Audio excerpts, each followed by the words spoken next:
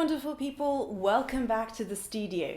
Today we're going to dive into a topic that I think every creative has struggled with at one point or the other.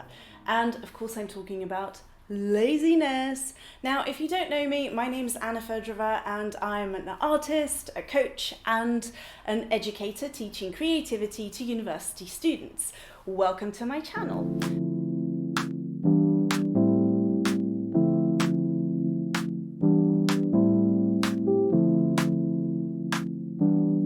So, back to laziness. Yes, that feeling when, you should be creating, but streaming services, social media, or just lying in bed sounds far more appealing. Does that sound familiar? Well, don't worry, because today I'm going to share my best tips on how to overcome laziness and get back into your creative groove. Whether you're a painter, a writer, or any type of artist, grab a cup of tea or coffee and let's talk about how to reignite that creative spark of yours. Now, first things first, let's address the elephant in the room. Laziness is actually absolutely normal. It's part of the human experience, and I don't know, we're not machines. We can't be in this constant state of productivity, no matter how much we want to be. And wonderful people, let's stop beating ourselves up about it, because that constant guilt only makes things worse. Do you agree with me? Now, the trick is to learn to recognize the difference between needing a rest and actually feeling stuck. Are you truly exhausted and in need of a break, or are you just avoiding your work because of fear, boredom, or maybe even perfectionism, which is actually just fear in fancy clothes, but I'll get to that later. Here's a little secret that's helped me so much. Start small. The thought of tackling a giant canvas or an intricate project can sometimes feel overwhelming for me, and that's often where laziness kicks in. I'd rather do other things. So instead of telling myself that I need to paint a masterpiece today, I start with something very small like a doodle or a quick sketch or even just mixing colors sometimes. And it really works because setting a small manageable task actually lowers the pressure. And once you've started, you'll often find that this act of creating, even something tiny, will ignite that spark that you're seeking. You will be surprised by how often a quick doodle can turn into this full-blown painting session. Try it. Also, one thing that's helped me overcome those lazy days is creating a routine. Now, I'm not talking about a strict, rigid schedule per se, because I don't think that any artist thrives in that kind of environment. But a routine, yes please. It's like this gentle invitation to show up for yourself. And it might be anything. Maybe it's sitting down at the same time every day, maybe in the morning with a cup of tea or coffee, and taking 10 minutes in the afternoon perhaps to sketch something that comes to mind. It can be anything, any time of the day.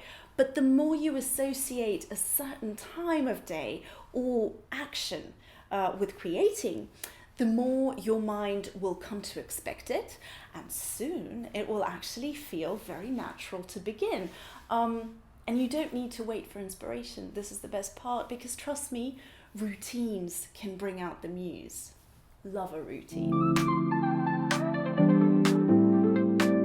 Let's be real. The creative process isn't always glamorous. In fact, most of the time, it's downright messy and disgusting. And this, my dear, is where laziness often sneaks in, when we are stuck in what I like to call the ugly phase.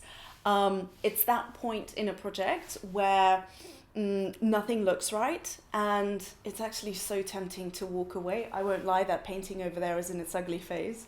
But this phase is also, I think, where the magic happens, because it's where growth lives. So don't run from it, like I've been running from this painting for a week. Embrace it. Let the mess be part of the process. Laziness can often be a fear of imperfection, of things, I don't know, not going the way we imagined.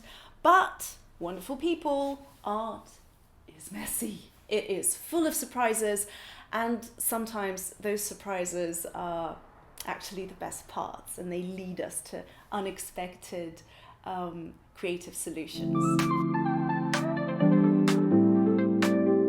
When laziness really hits hard, it's usually because we've lost connection with our why. Do you know what I mean? So why do we create in the first place? Why do we paint? Why do we draw? Why do we sculpt? Why do we write? Why do we take photographs?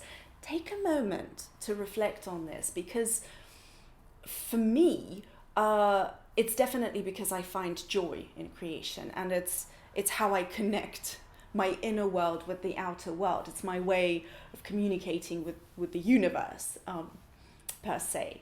But reconnecting with your why can sometimes be the most powerful motivator to push through laziness and procrastination. So when you create from a place of passion and purpose or curiosity, it actually feels less like a chore and more like an adventure. Do you agree? So ask yourself, why do you create? Yeah, it might really help.